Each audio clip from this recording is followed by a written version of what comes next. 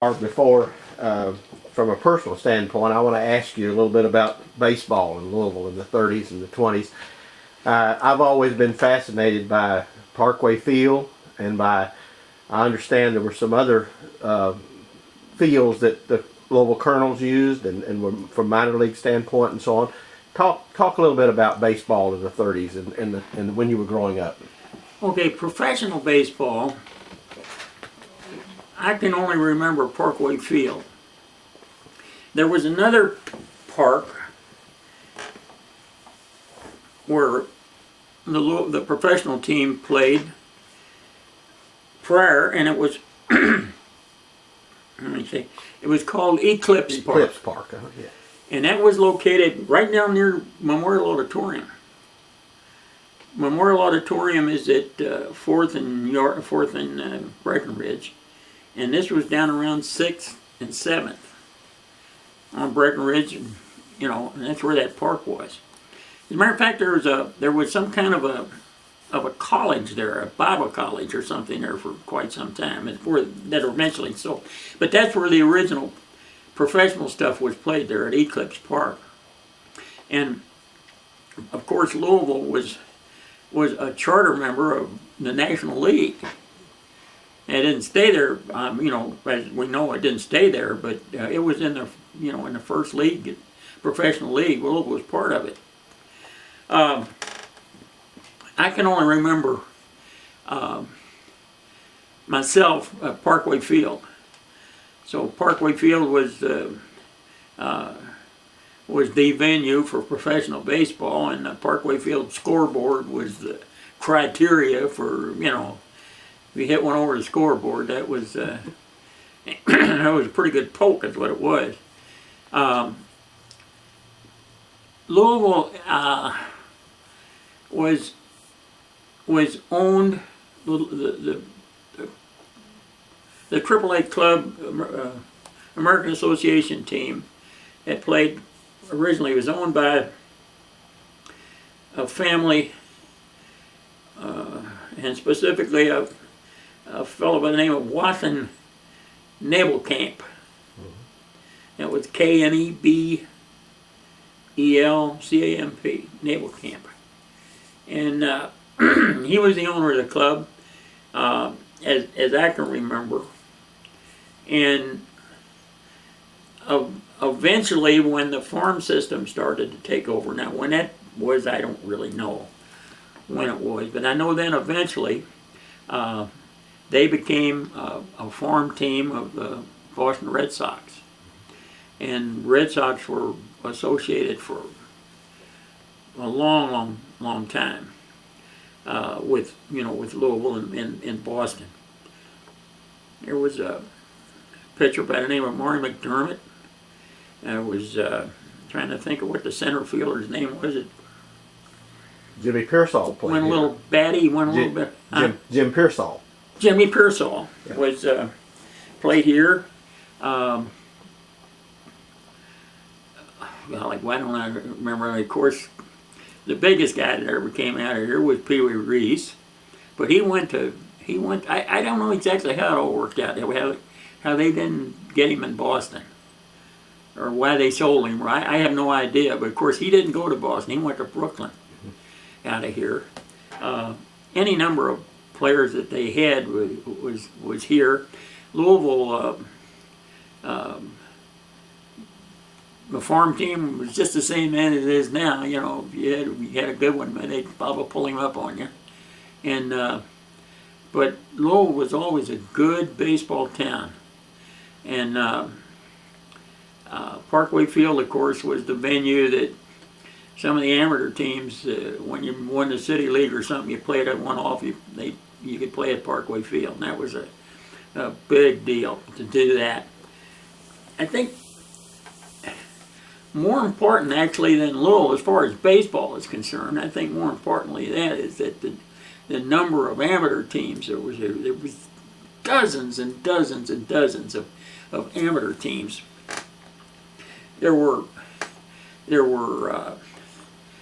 industrial teams, which generally made up the top echelon of that amateur ball around here, but all the breweries had a team. There's Fall City Brewery, Erdel Brewery, Fair Brewery, let's see, Fall City, and they all had team sponsors. The Epping Company, which did 7-Up, and they had teams. Kentucky Dairies had team. You see what I'm getting at? Sure. And these teams were top echelon teams. But every church had a team. There was the holy, what they called the Holy Name League, and of course that's all the knee benders.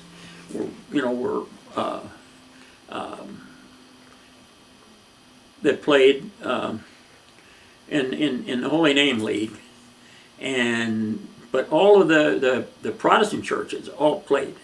In Shawnee Park, on a Saturday and Sunday, there would be, let me see the ones I can remember. Coming in off of Broadway, there was Diamond 1, Diamond 2, and over to the other side, Diamond 8. There was Diamond 3 and Diamond 4. 5 and 6 didn't exist. Well, they did, but then they were stopped out. And I see, then he crossed over from at the pavilion, and then there was Diamond 9, 10, 11, and 12. And then on across further on towards Fountain Ferry, across that next thing, there was another diamond over there. And then there was another diamond. Diamond 18 was all the way down on the river down there, but that didn't get too much activity. But every one of those diamonds were full, playing every Saturday and every Sunday. Now the Protestant League didn't play on Sunday; they played on Saturday. The Catholics they played on Sunday, and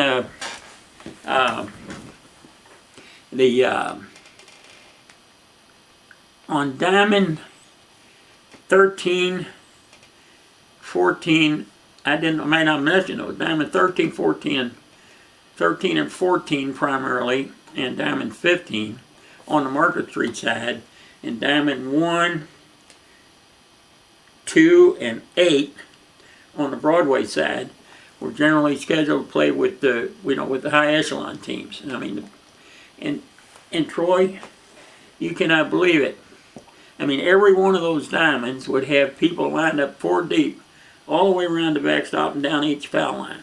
I would say that very conservatively that on a Saturday and Sunday in Shawnee Park, there would be 30,000 people in there watching ball games, and and that's just the way it was, and it was all good baseball.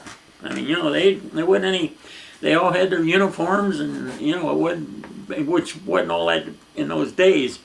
There were some teams that didn't, and they'd be wearing, maybe have a sweatshirt on and a pair of pants, baseball pants or something like that, or everything, or mixture of everything. And but there was big time baseball. Now that's not the only place, but that was the biggest place. But there were 3 or 4 diamonds in, a couple of diamonds in Seneca Park. I don't remember exactly the location, but there was a couple of diamonds in what they called Cape Taylor. Now that's the area right about off Poplar Level Road, right about where the freeway is right now.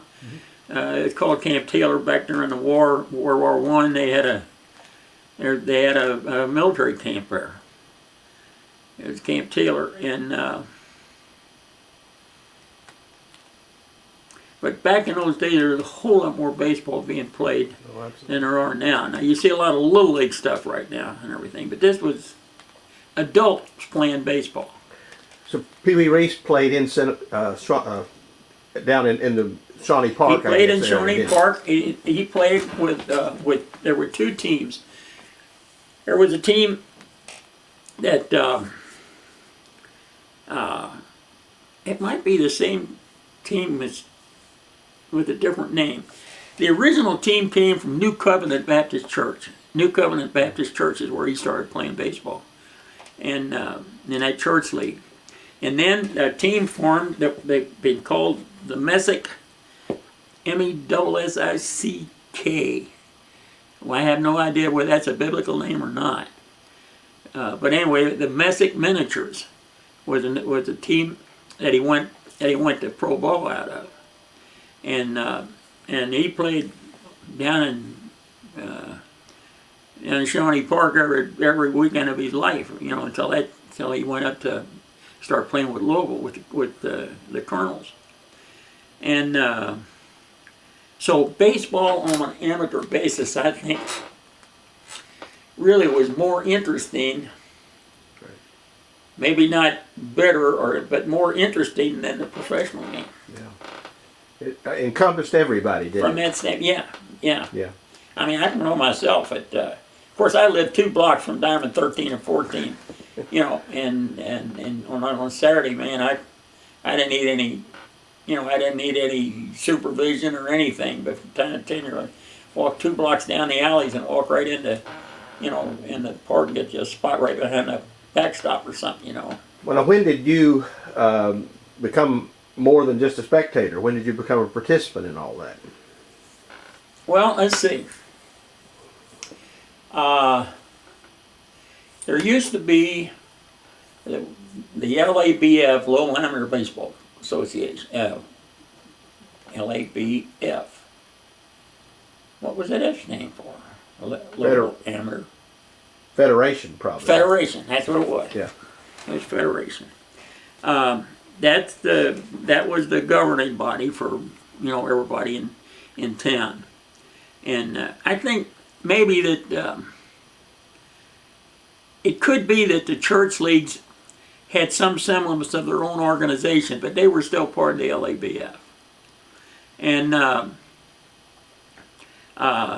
they ran each year. They had a baseball clinic for kids. And I attended my first one, when I can remember it's as plain as day.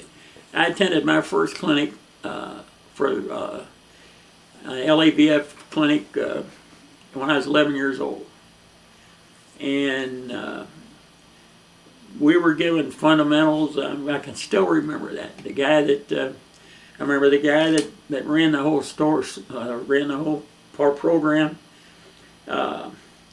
You learned all basic fundamentals, how to slide, how to bunt, And then at the end of that clinic, it lasted several weeks, one day a week on Saturday. And at the end of the clinic, then they broke off into teams. Because in addition to those adult leagues I was talking about, there were each one of the parochial schools had a team. In fact, a grade school team. And there were the LABF, which was, they had teams the first one was a 13-year-old league, and a 15-year-old league, and a 17-year-old league. And of course, by the time you're 17, these were high school kids that were playing for the most place. But they were sponsored. These were sponsored teams, generally by. The team I played with was Butterman Ice Cream Company. There was Henderson Electric. There was, I'm trying to think of some of the names of them. Cicero Club. I don't know what that was. No, but anyway, they had these 3 leagues, and they were citywide. So in addition to all those teams playing on Saturday and Sunday, they had these kid leagues that were, played during the week. And so there were literally thousands of people playing baseball in Shawnee Park and Seneca Park, back then. Anyway, I was I was picked up by a team that was sponsored by Butterman Ice Cream Company. And I was 11 years old. And so that's when I started playing organized baseball.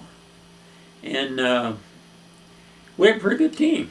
We were good enough to win everything around here. Went up to Cincinnati to play. And are you familiar with Cincinnati at all? Yes, I am. Yes. When you go up Cincinnati and take the River Road west, Yes. and you come to a road. It goes up a hill to the right. The river's on your left, and you take this hill, the road up to the right, and it might be called Andersonville Road. I'm right now, but as you go up that road, there's a kind of a kind of a bowl down in there, and they have a baseball diamond down there, and it's still there. Anyway, that's where we played. We played up there in Cincinnati. Played a team up there in Cincinnati. Got beat 6-3. You know if we get that. And yeah, it really wasn't that close either. They were really good. But anyway, that was when I was 11 years old, and I played that with Butterman for 2 years, 11 and 12, and then by this time I'm in high school. And of course, I played with high school and with St. X, and played in a couple of, and played in the church league with Holy Cross down in the West End. It's not Holy Cross anymore. It's St. Martin something or other.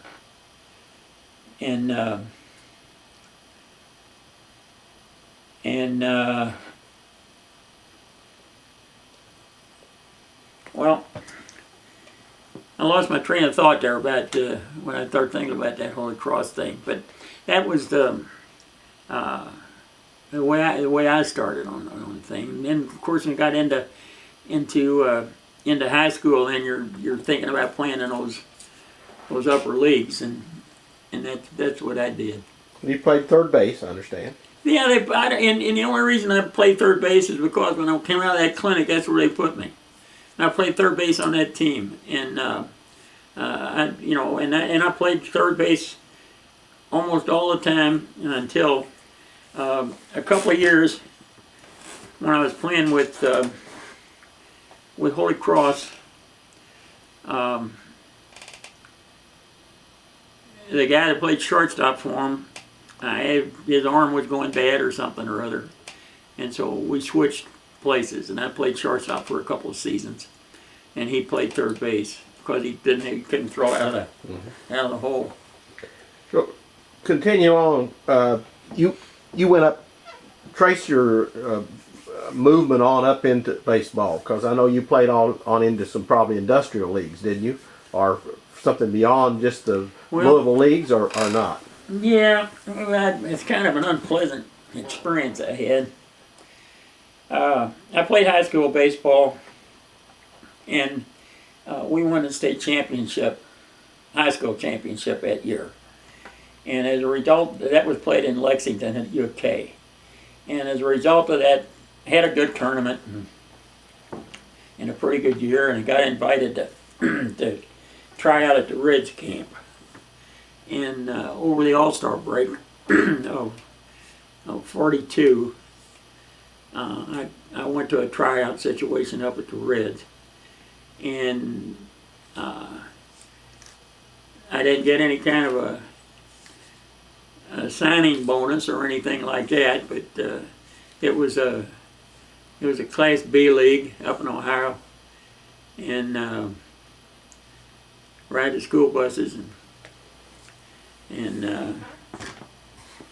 that type of thing. And I was sent up there, and was sent up there with instructions to this team to play me. Now, the team that I was sent to, when I got there, was a half a game on the lead, and had a pretty set lineup. And so here comes instructions for some 17-year-old kid come in and say, play him, And the manager of that team, he didn't like me before I ever even got off the bus. And he was the foulest mouth, no count, rottenest so-and-so that ever stepped on the face of the earth. I mean, I didn't think I wasn't exactly a street kid, but I wasn't all that sheltered either. And this guy had language that I never. He was terrible. Tobacco juice running down his side of his face, and I mean, oh, and I was doing all right. I played. Let me put it this way: I played 38 games, and I'll tell you, at the end of 38 games, I was doing all right, hitting about 295. I had 8 home runs and a bunch of runs batted in. Was doing well in the field, had a couple throwing errors, but which wasn't unusual. And I was, actually, I felt like I'd earned the position all right. And he was never off my back, never. I'm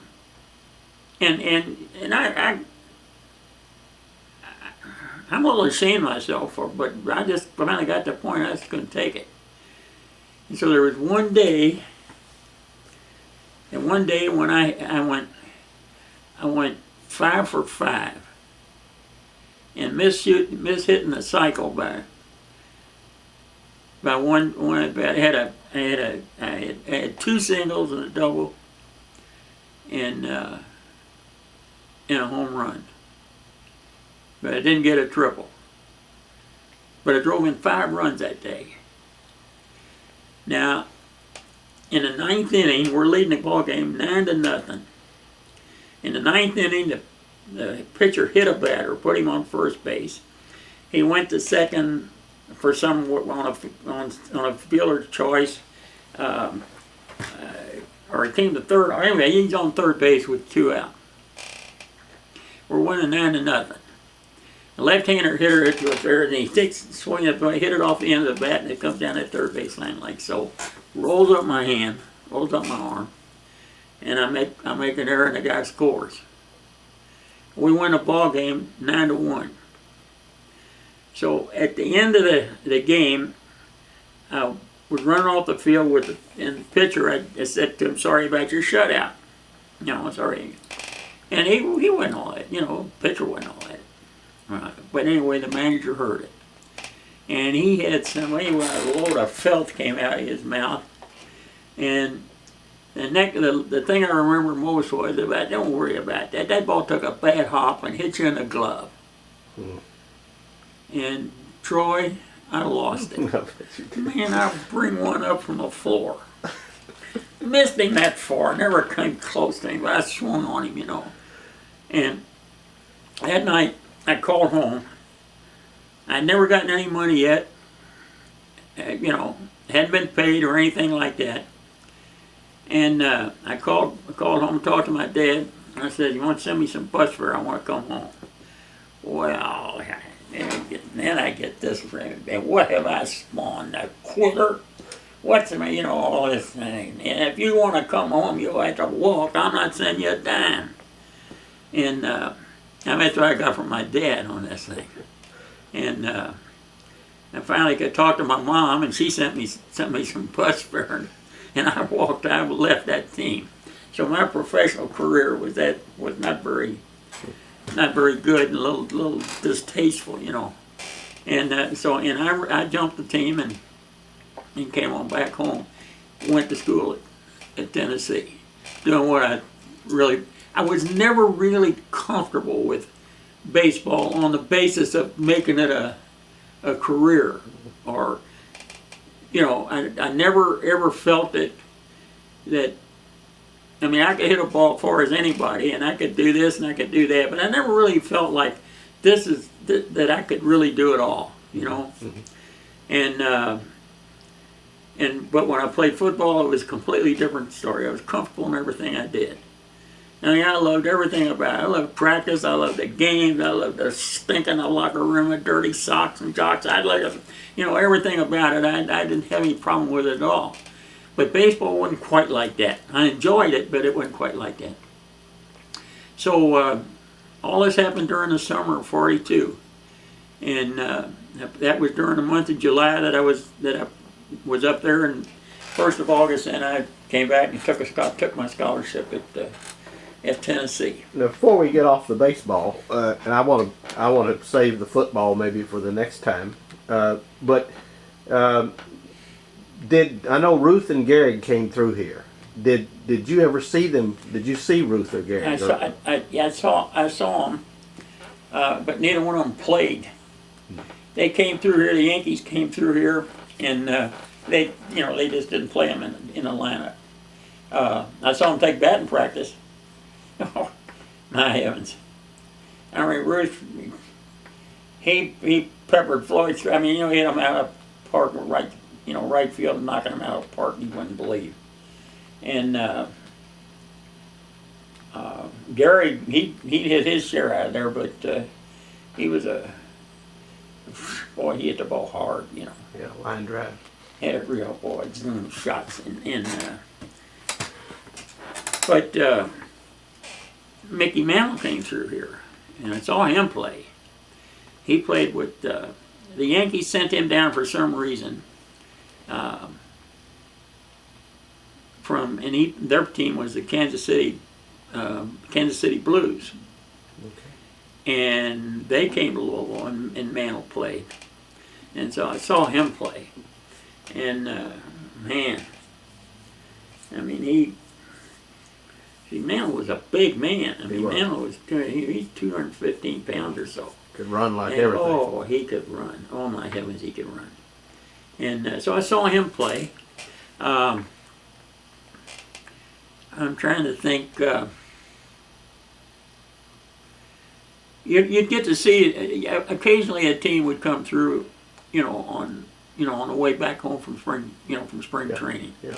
And or they'd book us, something. That's the only time I got that. I never really got to see very many major league ball games. 2 or 3 of them up at Cincinnati, and one thing like I saw the Giants play at Cincinnati, and saw Brooklyn play. What about the Negro leagues, Jim? Did any of the Negro teams play in here at all? Back in those days, I never even knew they existed. I didn't even know they existed. They just was a non-entity as far as I could tell. I've seen a picture of Dizzy Dean and Satchel Paige, and I think it was at Parkway Field. So it leads me to believe that they barnstormed through here at some time. Yeah, they could have very easily done that. Mm-hmm. And depending on when that was, there was a time after I got out of high school, I really wasn't around home for the next several years. And when I came back out of the service, I still had 3 years of eligibility left. But I was told you'd be taking a chance. I was still had that plate in my head or whatever that crowd put in there. I don't know what it was, but anyway, I was still in there, and I was told that it's a situation that you get the right kind of lick, and it could really be bad news. And so I was married by this time. I'm married, and what the devil, that's when I finished up out at the university. But I did play baseball, and the way I played baseball, one of the ways I played baseball was that my dad got with Pee Wee Reese and got it for me. He got me a Brooklyn baseball cap that was built.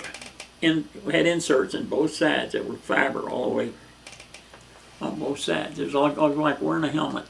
The only thing it didn't protect you was up on top, but all around the whole side. And that's what I wore. And when I played at the University of Louisville, I would wear a Brooklyn hat. And so I did play a lot of baseball after that. I played 3 years at the university, and they were 3 real good years. You had a shot going away there again too, but by that time I'm married and Did you lose quite a bit from the time of before the war to after, as far as the baseball skills? I mean, what you're talking about here mirrors what so many of the Warren Spahn and Ted Williams and all those guys who went to the service and came back. They had to face the idea. They've lost three years. Well, they played on such a higher plane. I don't think that I could. I don't feel like I lost anything, but what was there to lose? I mean, I'm not so sure that you really can't compare anything. A guy playing high school ball or way down in the bushes playing a little ball. So I played some in the city leagues here for a couple of years, and then I started getting a lot of pressure from the church, from the church and the parishes, and so kind of had to drop out of that and start playing with the church leagues, and played there for quite a while. And then I spent the 3 happiest years I ever spent playing baseball, playing semi-pro ball for a fellow by the name of Sam Nally down in Fredericktown, Kentucky.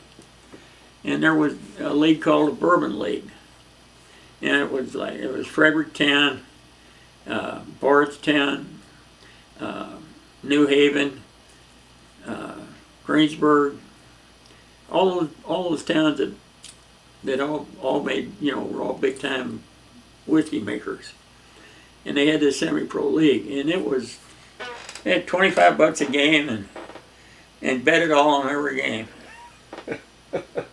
and we had a team one year that was a lot. There's a fellow by the name of Charlie Roberts that had some minor league experience. It was a catcher. And going around the bases, first base was a fellow by the name of Momazali, and he had played base, got his high up as AAA, and played with the Cardinals a little bit, and then belonged to their ball club. Eventually became a scout for them, and for some, I don't know what it was, whether he had gotten hurt or what, but he was home for a couple of years, and he played on his played with the firemen here in Louisville, and then he went down to. He played first base, Momazali. And second base was a fellow by the name of Bobby Reese, and he had gotten all the way as high as AAA with Baltimore. The shortstop was a fellow by the name of Eddie Taylor, and that came from a baseball family. They were big on, there was Eddie and Charlie and Hal were all college ball players at Western and went there another. I played third base. My good friend Tom Berry played center field, and Buddy Kern, who got as far as AAA with the Yankees, with Kansas City, was playing right field. He was a catcher then. And anyway, we had a real good ball club, and that was I played 3 years down there, and that was a real delight. Sam Nally was a high class guy, a millionaire many times over, and lived in this 100-year-old house down there at Fredericktown, and he just about did everything for the city. They built a water plant for him and all kinds of stuff, and it'd be awful. We'd come back to his house after every ball game, and those guys running in those showers and taking the showers and water all God. He eventually had to build a shower in his backyard to take care of it. But they were 3 happy years. And that what year? About in the early 50s? Yeah, that was 49, 50, 51. And then right following that, there was a year I guess I didn't play anymore, and then I got involved with slow pitch softball. And that was some of the biggest fun I ever had. Really? Okay. We were playing with the top teams here. The guy that had our ball club and owned our ball club was a fellow named Coley McDevitt. Coley McDevitt was the biggest bookie that ever lived in the city of Louisville. And they couldn't get him. They couldn't nail him anyway. Tried, they couldn't get him. He just was just too shrewd and never pushed any wrong buttons or anything. But he was a real good friend. He just idolized my mother. And anyway, I played for him. There was a team called Homer's Boys, and we played in the top echelon. And as a matter of fact, we played in what they call the World Tournament up in Toledo with that thing. There's a couple of stories that go along with it. I played at 1 year up at Toledo up there. We got beaten the first on a double elimination deal, and I got beaten the first game by a team from Cincinnati, and they eventually won it all. And we went into the loser bracket and had to play. One day we had to play 3 games in one day, and we kept winning and got all the way back to the finals again, and they beat us again in the finals. And it was 1- and 2-run ball games the whole time. But now, and the thing about it is though, now when I played slow pitch, I never played in the infield. I played center field, and we played. There were 10 men on the field, but and a lot of them would play the 4 outfielders across there. But the way we were set up, the guys could run, and we played 3 outfielders like always, and then the short fielder was almost played right over second base. Okay. So ground balls it got through were not very often. It had to really be hit. Well, you had to run pretty well to play center. Oh yeah, I could do that. Back when I was coaching, it was 4-5 and 4-5 40s weren't. Is that right? Were very I can do that. Well, that's something I hadn't heard. Was the speed. I could run. I could run. But the thing about it was I loved the premise of the game so much. That's going to have to ring, Troy. Okay. I could answer it, but it's Jay's phone. No, that's all right. And he likes, we don't generally answer it. I guess Rosemary did. Okay, that's all right. The premise of the game was so different. You know, you trade a run for an out. Sure.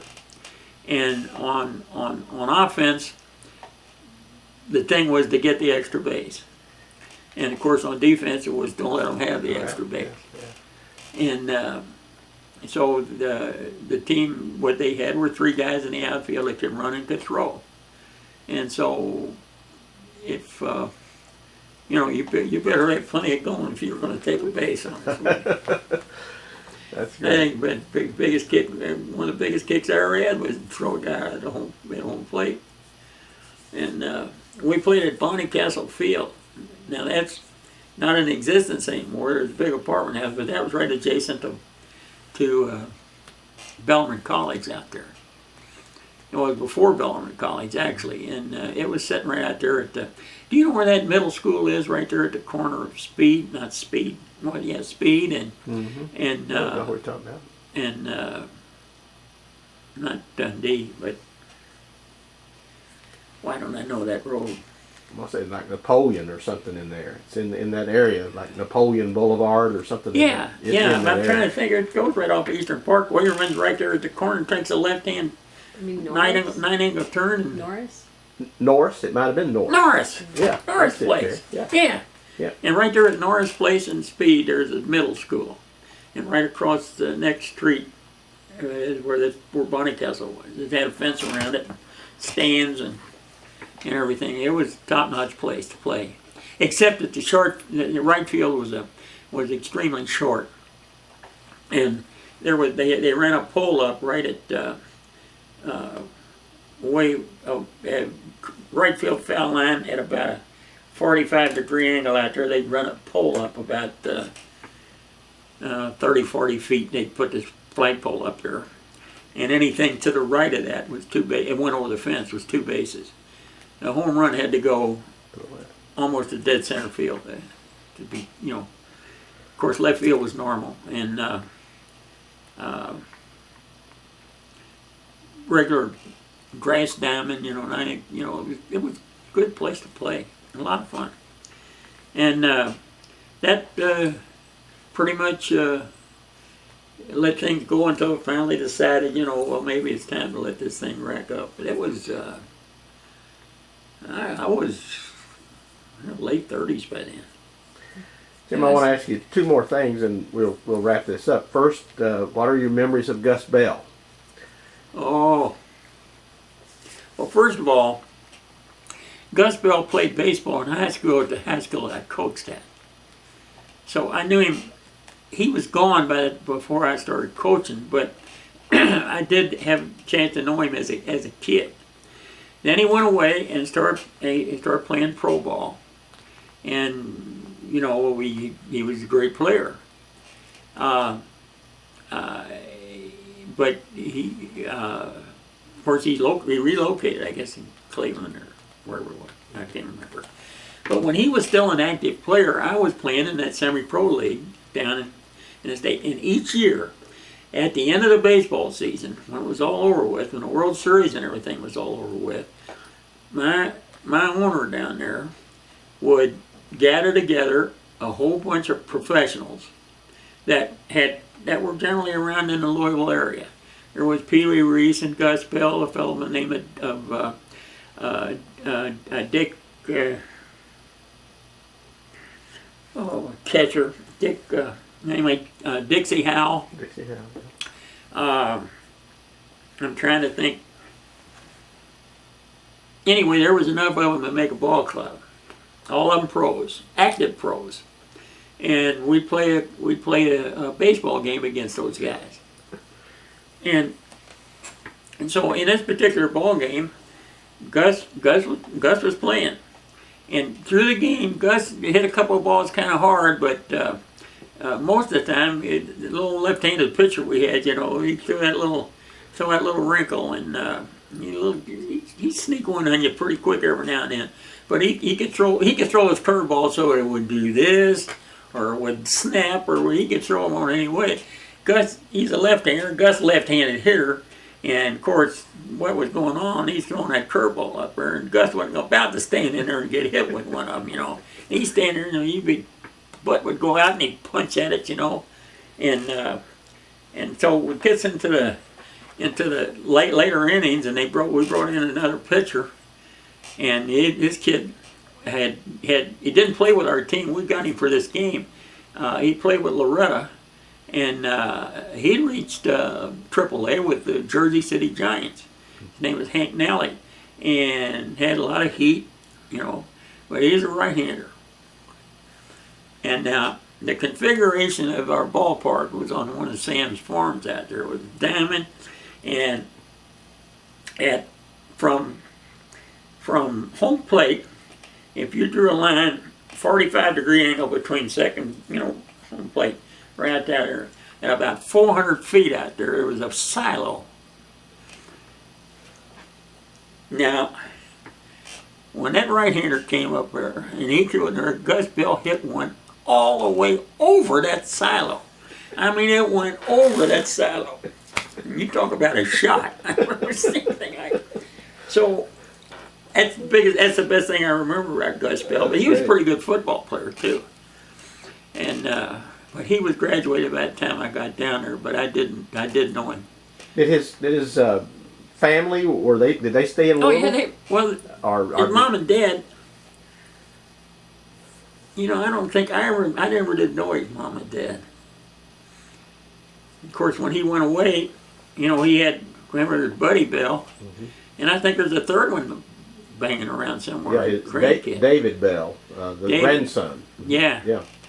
And but then he was in Cincinnati and wherever else he all went, and never came back.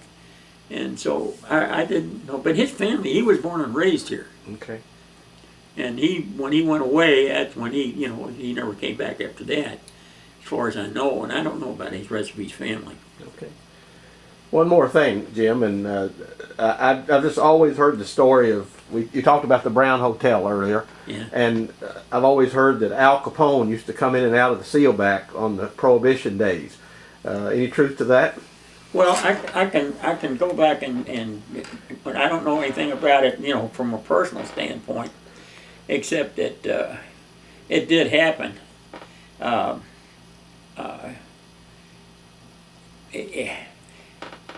It was a funny thing, back in those days, around here, the people that were privy to being around, they pronounced his last name with the third syllable, with the E on the end. It was Al Capone. And I remember as a kid, when they talked about Al Capone, you know, that's the funniest name I, really ever heard of. And here again, I'm preteen at this time. But as it went on later on, I did find out when you just do, just natural read about things or talk about things or something like that. He must have been in and out here quite frequently, and I think the Sailback Hotel was the place. I'd always heard there was an underground exit so that he could get out of there before the feds came in the front door. I'm not sure if that's apocryphal or the real thing. Oh, I think it's perfectly possible. I'm trying to hook it up to. I just wouldn't be surprised at anything that took place out there. Louisville wasn't really an underworld town, but I think we had our moments at certain times, And yeah, but I think he was around there quite a bit, particularly when they couldn't lay a finger on him. I think he attended a lot of derbies. Maybe, when they couldn't lay anything on him, they finally had to get him, on the income tax charges. They never did get him for all those murders. And so I really, everything's secondhand as far as that he is concerned. Well, I think probably we'll bring to a halt today, and thank you so much, and we'll look forward to the next section. I appreciate you see what I'm talking about, the type of questions that he was, they make you feel at ease, and I hope he got what he's looking for. Yeah, we did. Oh, yeah. Yeah.